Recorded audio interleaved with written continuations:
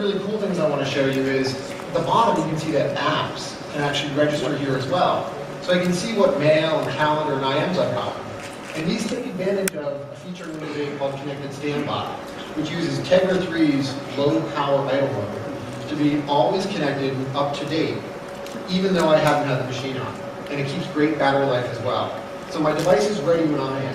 So when I'm ready to go, I just swipe my finger up, and I'm at picture password.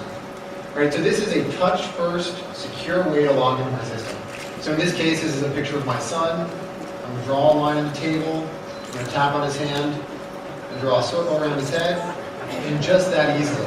Wow, you're kidding. I'm logged into the events. I'll tell him that. I'm logged into Start. Now, Start really is Windows 8. It's where all of the things I care about are right here. So I've got tiles that represent the applications I'm interested in. They're live with up-to-date information. And you can see here we've got a bunch of developers that really started to work with to build interesting and compelling applications for the new Windows platform.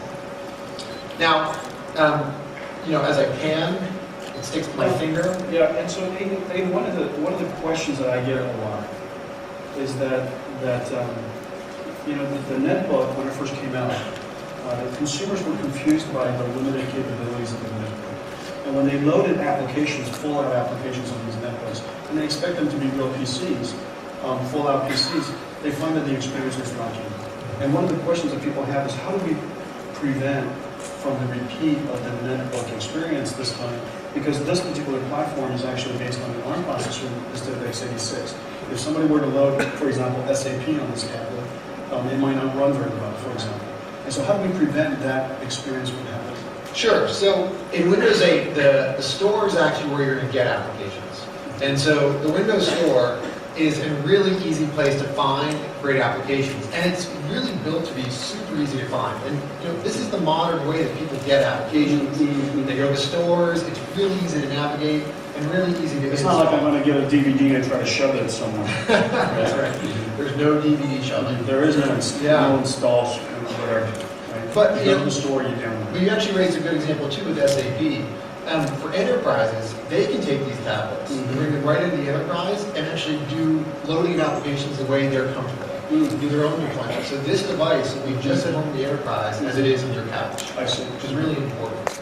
Now the other question that I get often is Windows obviously is that we believe long term there are going to be multiple platforms and multiple ecosystems. There are some people whose computing experience starts with what they compute at home, and they bring that computer to work. Some people call it the consumerization of IT. Other people like myself, we have computers that we use at work, and we bring it home, and we put all of our digital music and photos onto that device. And so we believe that there's multiple platforms, but some people think that Windows on ARM or Windows 8 is a couple of years behind other tablets. There are hundreds of thousands of applications now available. How are you guys going to evangelize this platform and get people excited about it so that you have great applications on it? Yeah, and it's a really important point. It's actually one of the things that we're going to start working on together. We've just started sharing details about our store. Our store is going to run at the reach of Windows, which is the reach of the world. We're going to launch in 200 markets, and we're going to launch Windows 8 in more than 100 languages. We're going to let you use whatever business model you want. Free, paid. You can use our commerce platform, you can use your own. Which for things like game developers and all sorts of different developers out there, it's really important for them to use the business model that works for them. Now, if you use so if you are a content provider and you would like to build a content platform around Windows Store, and you would take care of the economics yourself and the commercial engine yourself, they benefit from that in a special way. But they don't have to give you 30%. That's right. They can bring whatever model works for them, which is really important. Now, if they use our model, they can get up to 80% of the revenue back, earning more in every single dollar that goes to the Windows Store, meaning that they can operate their business just that much more efficiently with that much more revenue. This whole store brings new applications like this sample app. And one of the really important things is this is an RSS reader. Now, this is full screen immersive, and it doesn't look like a Windows application today. And it's written on this new platform called the Windows Runtime. which is important because it lets a developer use a language they know. So this is actually written in HTML5 and JavaScript.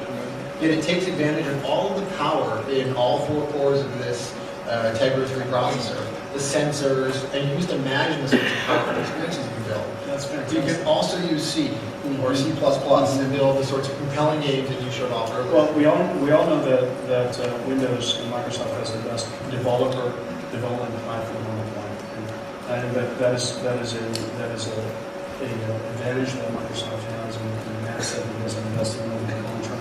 And now with the Windows Store and the economics and the flexibility that you guys are bringing, I think it's going to be pretty fantastic. Yeah, I'm pretty excited.